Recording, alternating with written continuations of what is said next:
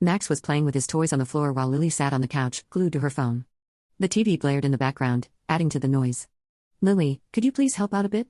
I asked, trying to muster some patience. She barely glanced up, muttering, "I'm busy, Mom," I sighed, understanding the battle I had on my hands.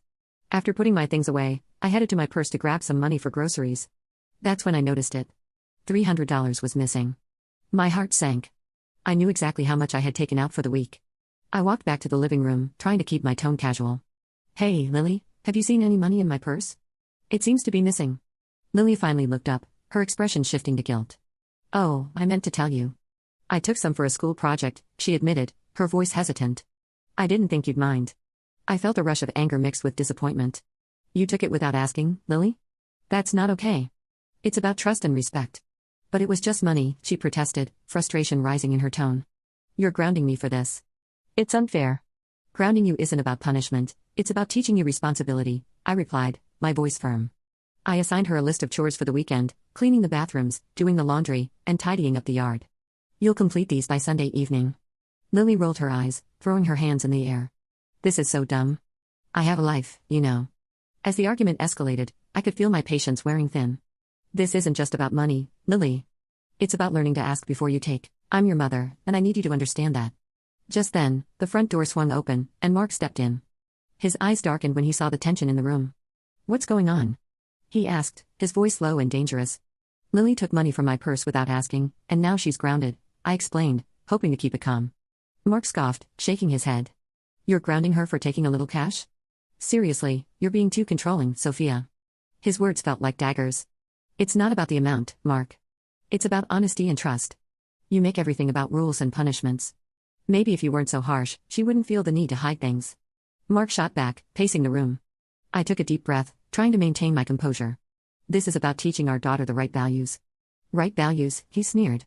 "You think you're perfect. You're the one turning my kids against me with your strictness." My heart raced as I tried to defend myself. "I'm not turning anyone against you.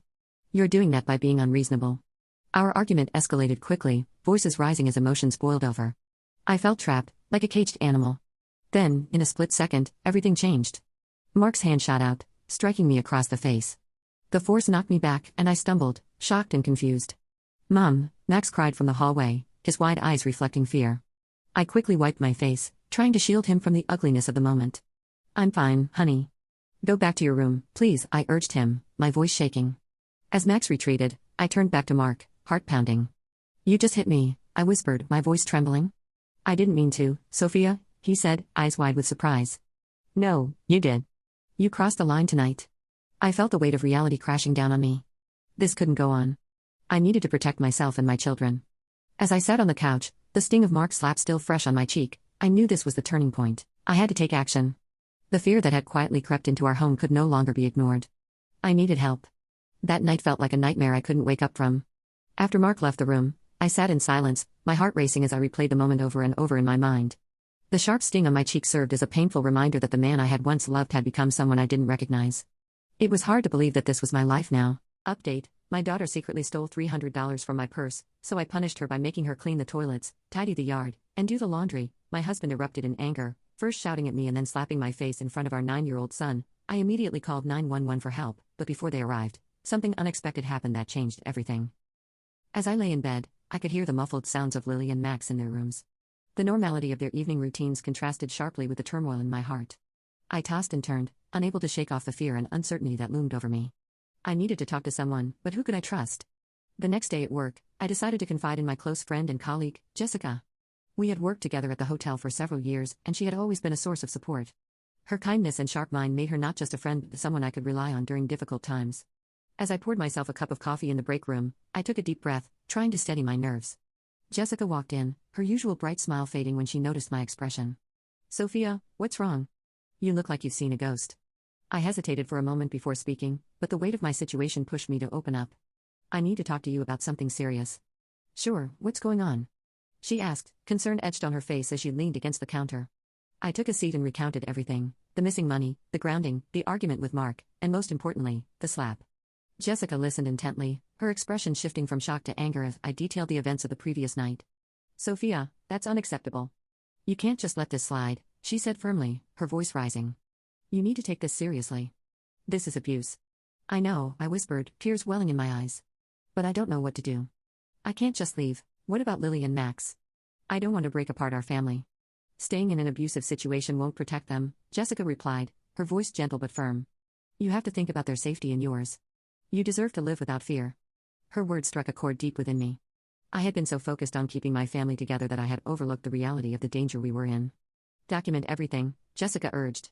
Keep track of every incident, every argument, and any manipulation. You'll need this if you decide to take legal action. I nodded, feeling a sense of determination building inside me. I had to do this, not just for myself but for Lily and Max. They deserved a mother who could protect them, not one who cowered in fear. Over the next few days, I began to take Jessica's advice to heart. I started a journal, documenting each instance of Mark's controlling behavior and outbursts.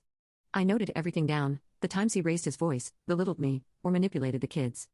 I spoke to Lily about her experiences, and she reluctantly shared her own secrets, how Mark often told her to keep quiet about his anger to protect me. Each revelation pierced my heart, but it also strengthened my resolve. One evening, after dinner, I decided to confront Mark about his behavior. My heart raced as I prepared for the discussion.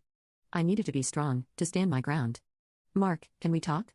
I said as he plopped down on the couch, his face weary after a long day at work. What now? He replied, already sounding defensive. I need you to listen to me. I'm concerned about how you handle things around here. Your temper is getting out of control, and it's affecting the kids.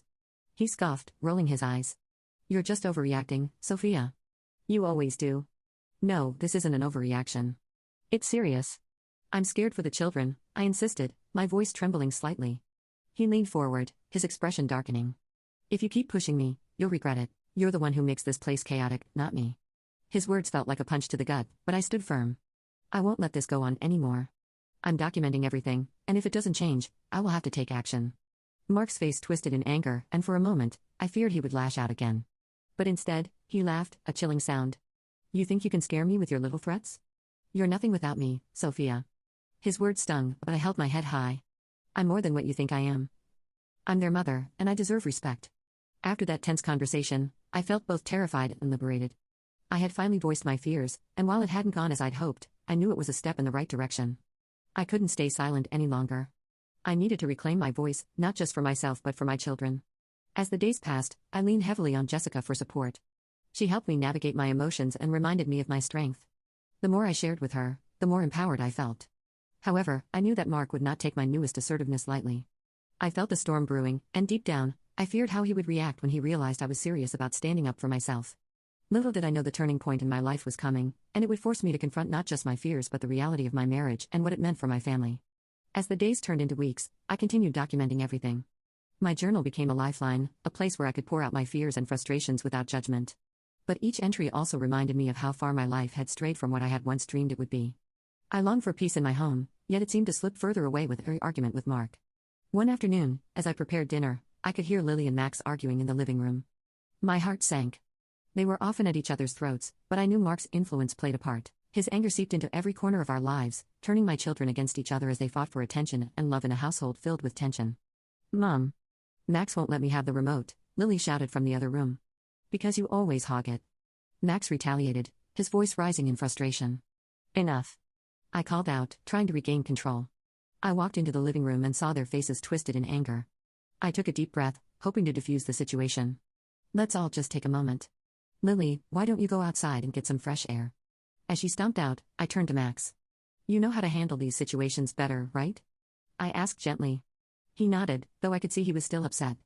The chaotic atmosphere made me uneasy, and I felt a familiar tension creeping in. That evening, I had planned a family dinner to try and bring us together, but when Mark came home, I could already sense his mood was off. Why does it smell like burnt chicken? He snapped as he walked through the door, dropping his keys on the counter. Mark, Before I could explain, he cut me off. You can't even cook a decent meal. What kind of a mother are you? His voice was like thunder, shaking me to my core. Lily and Max, having returned from outside, exchanged worried glances. I felt a wave of shame wash over me. I'm doing my best, Mark. We're all trying to make this work. You need to stop making excuses for your failures, he spat back. You can't just keep messing everything up and expect me to stay quiet. It was as if my whole world had tilted. My heart raced as I processed his words. I couldn't bear the thought of my children witnessing another outburst. The last thing I wanted was for them to see their father in this light. I took a deep breath, trying to hold on to the resolve I had built over the past few weeks. This isn't about cooking, Mark. This is about respect, and I deserve it too.